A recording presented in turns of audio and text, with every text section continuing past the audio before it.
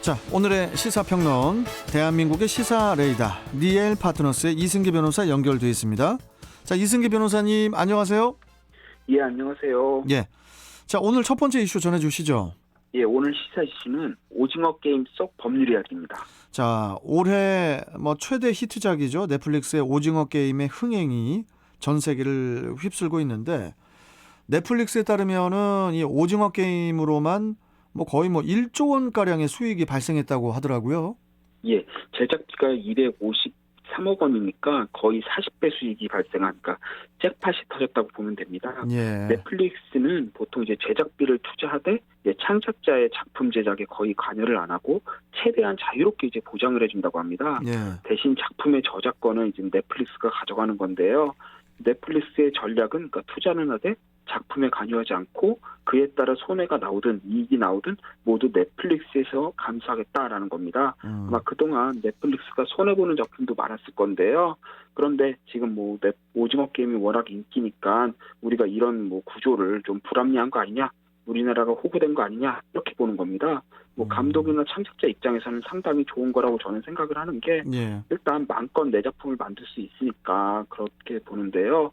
그래서인지 넷플릭스가 아니면 오징어 게임이 나올 수가 없다라는 이야기도 있고, 실제로 이 감독님도 한 10년 전 시나리오를 썼는데 어디서도 투자를 하지 않아서 이제는 묻혀뒀다가 넷플릭스 때문에 이제 빚을 봤다 이런 얘기를 또 하더라고요. 이 오징어 게임을 보면은 정말 그 작가나 감독의 상상력이 대단하다 이런 생각이 드는데, 그렇죠. 예. 그런데 이제 이것을 법적인 관점에서 보면은 과연 저렇게 해도 괜찮을까 하는 것들이 있거든요.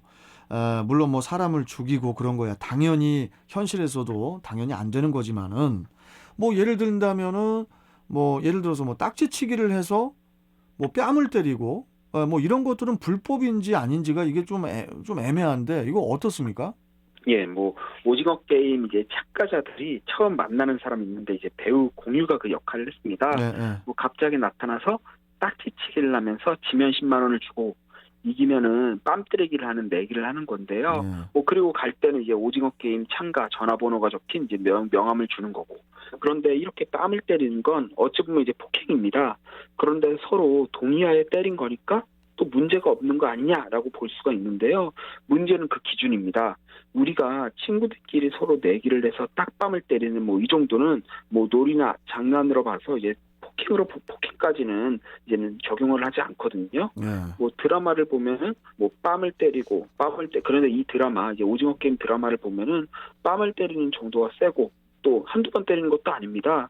그리고 이건 이전에 우리 사회를 좀 들끓게 했던 재벌가의 맥값 폭행, 그러니까 한 대에 1,000만 원, 그거와 거의 비슷하다고 볼 수 있는데요. 그렇다 보니 이제 10만 원을 준다고 해도 서로 동의했다고 해도 결국 폭행이 될 수 있다 이렇게 보이고요. 네. 그리고 극중 이제는 사채빚을 빌린 이제 주인공, 그러니까 이정재 배우가 맡은 이제 주인공 역이죠. 주인공이 이제는 신체 포기 각도에 지장을 찍는데 이건 볼 것도 없이 민법상 무효인 계약이고요. 그리고 폭행과 협박으로 의무 없는 일, 그러니까 서명을 강제한 거기 때문에 형법상 강요로도 처벌될 수 있습니다. 거기에 극중에서 장기 적출에 매매하는 것도 정말 끔찍한 범죄고요. 그렇죠. 자, 그리고 하나 또 궁금한 게 이 오징어 게임에서는 이 무궁화 꽃이 피었습니다. 이 게임을 할 때 중간에 나 그만할게 이러고 나서 이제 가려는 사람들이 있는데 그걸 또 안 보내주고 오히려 움직였다고 사살을 하는 그런 장면이 있는데 이것도 법적으로 볼 때 간다고 하면은 보내줘야 할 의무가 있는 게 아닌지 이런 생각이 또 들거든요. 예, 사람에게는 또 행동의 자유가 있고요. 게임에 참여할지 말지 참가를 해도 중간에 그만둘지는 스스로 결정하는 겁니다. 네. 물론 극중에서 보면은 일단 게임에 참여했으면 중도에 포기할 수 없다라는 조항이 있습니다. 하지만 이런 조항은 사실상 인간의 자유를 억압하는 거니까 효력이 없는 이제 무효인 거고요. 물론 현실에서도 중도 포기를 제한하는 경우는 있습니다.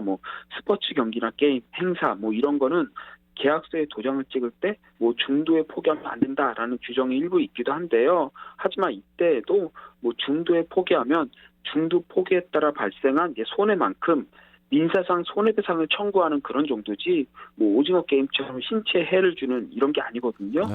그러니까 엄밀히 말하면 오징어 게임에서 중독 포기를 금지하는 건 사람에게 또다시 그 의미 없는 일을 강제한 형법상 강요죄에 해당되고요. 거기에 또 무궁화 꽃이 피었습니다. 게임에서는 실제로 도망간 사람들한테 문을 안 열어줍니다. 나가고 싶어도 못 나가게 하는 거니까 감금죄도 성립됩니다. 아, 물론 뭐 그렇군요. 살인죄가 성립되는 거는 당연하고요. 아니 그리고 그 마지막에 그 저 국중 배우 이정재 씨가 맡았던 그 주인공이 마지막에 이제 우승 상금으로 456억 원을 받아가는데 이걸 또 이렇게 생각해 보니까 또 세금을 하나도 안 낸 것 같던데요, 이게? 예, 제 주위에서도 이제 그런 말을 가장 많이 하는데요. 네. 사실 456억 원이라는 돈이 하루아침에 현금도 아니고 금융계좌로 들어오면 당장 은행이 깜짝 놀라서 이제 금감원에 이제 신고할 사안입니다. 뭐 곧바로 세무조사도 이루어질 거고요. 그런데 극중에서는 오히려 이 은행 지점장이 그 주인공을 초대해 아주 극진히 대접을 하는 그런 모습인데요. 뭐 드라마 자체가 허구에 기반을 둔 거니까 뭐 이런 부분도 하나의 극중 재미로 봐야 되겠죠. 하지만 요새 뭐 경제는 어렵고 또 세금은 늘어나고 다들 힘드니까 이제 이런 부분을 보고 이제 의문을 갖는 건데요. 만약 세금을 빼고 지급하는 걸로 마무리를 했다면 극중 재미는 좀 반감이 돼도 이 디테일에 사람들이 뭐 상당히 놀라지 않았을까 싶습니다.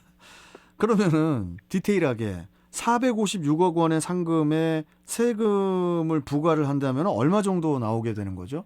예, 이미 이 부분이 이제 국세청에서 답이 나와 있는데요. 이 국세청에 따르면 오징어 게임의 우승 상금에 대해 과세할 수 있는 방안은 두 가지라고 합니다.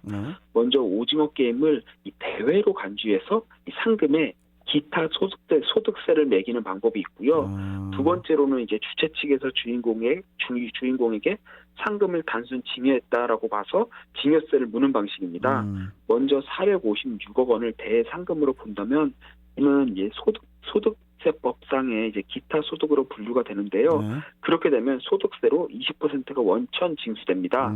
여기에 오징어 게임을 누구나 참여 가능한 대회로 볼 경우에는 상금의 80%가 필요 경비로 인정이 돼서 세금이 대폭 줄어드는데요. 문제는 드라마를 보면 알겠지만 오징어 게임은 정말 배우 공유의 그 딱지치기 과정을 거쳐 선발이 되는 특정한 소수의 사람만 참가가 가능한 걸로 나옵니다. 그러면 이제 이거는 필요 경비가 전혀 인정이 안 되는 겁니다. 그렇게 세금을 계산해 보면 456억 원 전액이 이제 소득으로 잡히는 건데요. 이 경우 이제 상금의 20%인 91억 원이 기타 소득세로 또 이 금액의 10%인 한 9억 원 정도가 지방세로 돼서 한 100억 원 정도가 일단 원천 징수가 됩니다. 그러면 이제 100억 원이 빠지니까 456억에서 100억 원이 빠지는 356억 원이 이제는 주인공 계좌로 입금이 되는 거고요. 그래요? 그런데 여기서 끝나는 게 또 아닌 게 돈을 받은 주인공은 게임을 마친 다음에 5월 이제 종합소득세를 신고해야 되는데요. 소득세법을 보면은 10억 원을 초과하는 소득은 최고 세율이 45%입니다. 그러니까 456억 원 상금에서 45% 소득세 또 10% 지방세를 합치면 225억 원이 종합소득세가 되는데요.